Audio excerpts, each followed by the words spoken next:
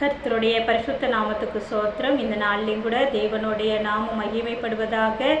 யோசுவா 1வது அதிகாரம் 5வது வசனத்தில், நான் உன்னை விட்டு விலகுவதும் இல்லை, உன்னை கைவிடுவதும் இல்லை அப்படின்னு ஆண்டவர் சொல்லுகிறாங்க. ஆம் சகோதரன் சகோதரிகளே, நம்மளுடைய வாழ்க்கையில் தேவன் நம்மளை விட்டு விலக மாட்டேன் அப்படி சொல்லியிருக்கிறாங்க.